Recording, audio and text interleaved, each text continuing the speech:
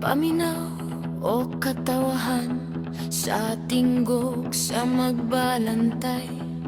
Sa kuta siya nagbarug, nagtanaw sa kahitasan. Kayang adlaw nagkahidul na sa iyang katumanan, ug ang kahayag magbulag sa kangit-ngit.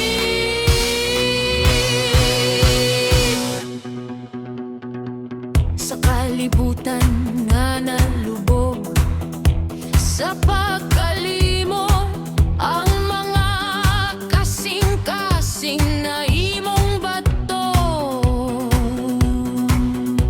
nibiya sa dalan, sa kamatuoran, ug misunod sa tingog sa limbo.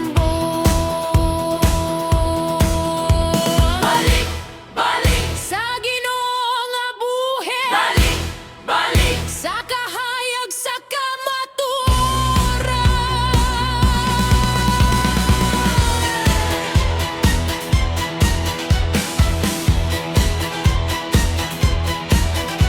apan bisan sa ilang pagtalikod, ang Ginoo wala mo pakyas sa pagigugma.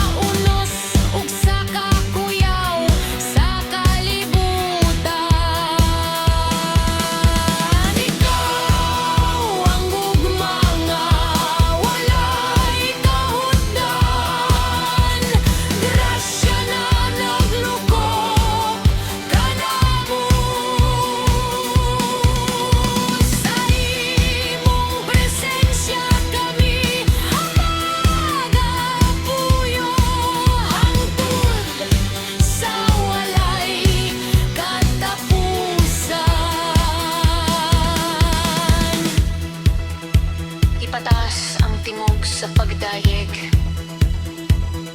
patunog ang trumpeta sa kahimayaan. Kayang Ginoo nagahari sa kahangturan, hari sa mga hari, Ginoo sa mga Ginoo. Tinggog sa magbalantay, nagaduyok sa kahangturan.